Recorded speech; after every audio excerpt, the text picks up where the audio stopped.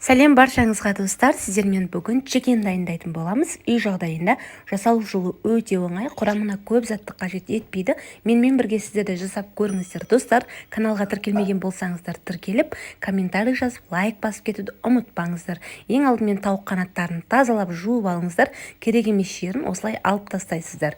Бізге қанат жағы қажеті жоқ мүлде, етті жерін осылай бөлек кесіп, екі бөлікке бөліп кесіп аласыздар. Достар, мұнда инстаграм парақшамда да қалдырдым. Инстаграм парақшамда да көптеген дәмді рецепттермен бөлісіп отырамын. Ол жаққа да тіркеліп қойсаңыздар болады. Осылай барлығында турап алғаннан кейін үстіне салқын суымызды құйып қоятын боламыз. Қыздар, осы салқын суымыздың үстіне тұзымызды, мен татымына қарай үйдегі барлық дәмдеуіштерді қолдандым. Сіздерде үйіңіздегі бар заттармен жасасаңыздар да болады. Менде чеснок, сол заттар болмады. Үйдегі бар заттармен дайындадым. Ең алдымен паприкамызды салдым тұздан кейін, одан кейін қара бұрышымызды және де роллтон приправасын салдым. Және де соевый соус. Қыздар, описание бөліміне тағы да құрамдарын жаза кететін боламын. Үйде азғана осындай базилик бар екен. Базиликта бізде етке өте дәм беретін болады. Базилик сал жерін және міндетті түрде шашлықтың приправасын салсаңыздар, қыздар, дәмі ерекше болып шығады. Және де қызыл бұрыш, оның үстіне аджика қолдандым, қыздар. Аджиканы ащыны қатты қаласаңыздар, көптеу қолдансаңыздар болады. Мен қызыл бұрышты аздау салдым. Мінекей дәл осы қалпында 2 сағатқа, одан көп болса 4 сағатқа қойып қойсаңыздар болады. Достар, мінекей 4 сағат холодильнигімізде тұрған тауық қанаттарын осылай суымыздан бөліп алатын боламыз. Мен де астына ыдыс қойып қойдым. Әбден суы өзінен астына жаңағы суынан ажыратылуы қажет, яғни мінекей астындағы суларын осылай бөліп аласыздар.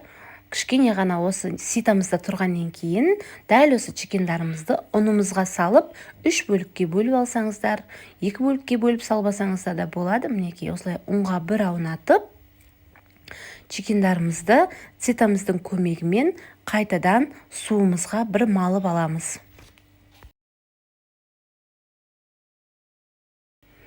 Дәл осылай видеодағыдай қайталаңыздар. Неке достар, 2 рет осылай суға бір салып алғаннан кейін көп ұстамаңыздар. Тағы да кішкене суынан осылай сорғытып алып, ұнымызға қайта аунататын боламыз. Ұнымызға тағы да бір аунатып алып, қызып тұрған майларыңызда қуыра бересіздер. Мен тақтайымның бетіне осылай жеке-жеке қойып алдым. Келесін қуыруға дайындап қойдым. Мінекей қыздар, өте дәмді. Дәл осы мен рецептімен жасап көріңіздер. Басқа жерлерден чекен алмайтын боласыздар, достар. Менің отбасыма және де өзіме қатты ұнады. Енді жиі жасап тұратын боламын. Менің қосқан құрамдарым, менің қоспаларым барлық үйде бар деп ойлаймын. Дәл осы рецептпен жасап көріңіздер. Енді кезекте қатты қызбаған орта оттағы майымызға қуырып алатын боламыз.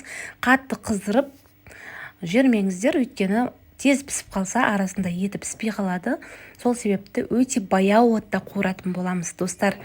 Ендеше видео ұнаған болса, соңына дейін көрген болсаңыздар, менің парақшамды қолдап, лайк басып, комментарий жазып кетуді ұмытпаңыздар. Алда сіздермен керемет дәмді рецептермен бөлісетін боламын. Өзімнің отбасыма, өзіме ұнаған заттарды, яғни тағамдарды мен сіздермен міндетті түрде бөлісіп отыратын боламын рецептін. Достар, сау болыңыздар. Сіздермен бірге болған Мөлдір. Назарларыңызға рахмет.